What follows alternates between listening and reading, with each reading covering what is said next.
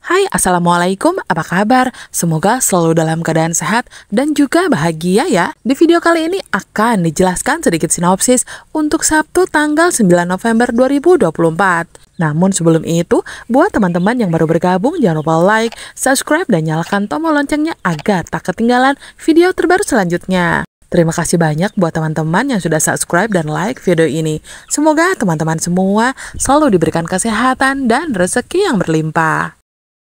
Di sudut ruangan sempit yang berdebu, Nadia gemetar sembari menyandarkan punggungnya ke dinding. Keringat dingin menetes di pelipisnya saat mendengar suara langkah kaki polisi di depan rumahnya.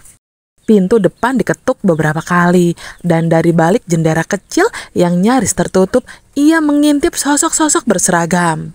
Degup jantungnya semakin kencang ketika mendengar logat asing di antara petugas itu. Mereka bukan hanya polisi biasa.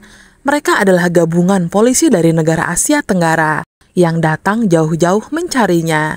Kepanikan mulai merayapi pikirannya, mengguncang kesadaran bahwa ia telah gagal melarikan diri. Nadia tak bisa menahan diri untuk terus mendengarkan percakapan para polisi dengan tetangganya. Terselip sedikit kelegaan dalam hatinya setelah tetangganya mengatakan tak mengetahui keberadaannya. Setidaknya polisi tidak menemukan petunjuk berarti. Namun tetap saja bayangan tentang tuduhan yang menggantung di kepalanya tidak memberikan rasa aman. Polisi-polisi itu bukan orang sembarangan. Mereka datang untuk mengusut 2 kematian tunangannya di luar negeri yang kini mencurigakan, dan dia adalah sosok utama yang mereka cari. Rasa takut mulai menggerogoti hati Nadia. Sudah begitu lama ia menyembunyikan kisah kelam itu dalam-dalam, menguburnya di sudut ingatan dan berharap tak akan ada yang mengungkitnya lagi. Namun kenyataan berkata lain. Mereka mulai menemukan celah untuk menggali kembali dosa-dosanya. Ia tahu waktu yang dimilikinya semakin menipis. Tak ada tempat yang benar-benar aman. Jejak-jejak yang ia tinggalkan nyatanya mulai diendus oleh hukum. Dan semakin lama mereka akan semakin mendekat. Dengan sisa keberanian yang ia miliki, Nadia bergegas meninggalkan tempat persembunyiannya. Kepalanya dipenuhi tanda tanya siapa yang telah membuka kembali kasusnya. Apakah seseorang sudah membocorkan rahasianya atau ada bukti baru yang ditemukan? Batin Nadia terguncang, tetapi ia tahu satu hal yang pasti. Ia tak bisa diam di tempat yang sama lebih lama. Sembari was-was, langkahnya diiringi ketakutan dan tekad untuk terus bersembunyi, berlari dari bayangan dosa yang tak kunjung terhapus. Sementara itu, Ferdi menatap dengan tatapan kaget. Hatinya serasa bergemuruh begitu mendengar kabar dari Dita. Ia tak menyangka polisi akhirnya akan mencarinya. Meski dirinya tidak terlibat langsung dalam kasus yang menjerat Nadia, namun sebagai orang yang dekat dengan Nadia, ia sadar betul bahwa jejaknya mungkin telah meninggalkan bukti atau petunjuk yang bisa menyeretnya ke dalam pusaran masalah ini.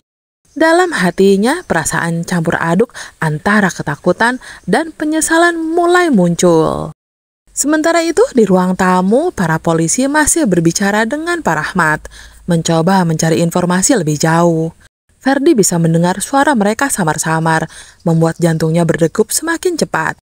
Pikiran-pikiran cemas berputar di kepalanya. Apakah ia mampu menghadapi pertanyaan-pertanyaan mereka?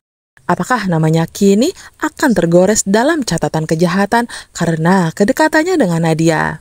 Ia tahu setiap langkahnya kini diawasi dan sekecil apapun pergerakannya bisa mengundang kecurigaan. Tak banyak bicara, Ferdi melangkah ke arah pintu dengan kaki yang terasa berat. Ia tahu bahwa kedekatannya bersama Nadia kini seolah menjadi jerat yang tak bisa ia hindari. Namun ia juga sadar bahwa melarikan diri hanya akan membuat segalanya menjadi lebih rumit. Di tempat berbeda di sebuah rumah sakit, Ferdi tanpa sengaja bertabrakan badan dengan Saras, membuat mereka berdua terkejut sejenak. Saras memperhatikan wajah Ferdi yang tampak pucat, dan tak lama kemudian pandangannya tertuju pada lengan Ferdi yang terbalut plester bekas donor darah. Tatapannya penuh tanda tanya, namun Ferdi hanya mengangguk singkat seolah ingin menghindari pembicaraan lebih lanjut. Sebelum sempat bertanya lebih jauh, Saras melihat Ferdi mengalihkan pandangannya. Lalu melangkah pergi dengan langkah cepat, meninggalkan rasa penasaran di hati Saras. Sesaat setelahnya, Saras bertemu Bara. Ia menceritakan pertemuannya dengan Ferdi sebelumnya. Saras juga menyampaikan detail kecil yang ia lihat, termasuk plester di lengan Ferdi. Bara mendengarkan dengan seksama, namun rasa heran semakin menguasainya. Apa yang sedang Ferdi lakukan di rumah sakit? Pikiran Bara mulai mengembara, mencoba menebak-nebak alasan Ferdi mendonorkan darahnya. Perasaan khawatir bercampur ingin tahu membayangi pikirannya. Di rumahnya, Nando bersiap meninggalkan rumah dengan tatapan penuh tekad. Ia meyakinkan Saleha bahwa kali ini ia tak akan membiarkan Ferdi meloloskan diri lagi. Meski wajahnya tampak tenang, dalam hatinya terpatri niat yang membara untuk segera menyudahi perburuan ini. Nando merasa telah cukup bersabar dan sekarang adalah saatnya menghadapi Ferdi dengan segala risiko yang mungkin datang. Nando menyampaikan tekadnya itu dengan nada yang mantap. Sementara Saleha hanya bisa terdiam melihat keberanian suaminya yang bercampur dengan kekhawatiran mendalam. Saleha sangat mengenal betapa berbahayanya Ferdi mencoba menahan Nando agar berpikir ulang. Ia mengingatkan betapa liciknya Ferdi yang selalu punya cara untuk membalikan keadaan dan membahayakan orang lain. Namun Nando tak menggubris larangan itu dan tetap melangkah keluar, meninggalkan Saleha dengan hati yang resah. Di tengah jalanan yang ramai, Nando dan Ferdi saling berpacu dalam ketegangan yang semakin memuncak. Ferdi dengan sengaja memacu motornya, menyelinap di antara kendaraan lain dengan kecepatan yang tak terkendali. Ia sesekali menoleh ke belakang, memastikan Nando masih mengejarnya, lalu mempercepat laju motornya. Hati Nando pun terbakar oleh adrenalin dan rasa kesal, memaksanya untuk terus mengikuti jejak Ferdi, tanpa sedikit pun menurunkan kecepatan mobilnya. Di sebuah tikungan yang cukup tajam, Ferdi memanfaatkan jalanan yang licin untuk menjalankan rencana liciknya.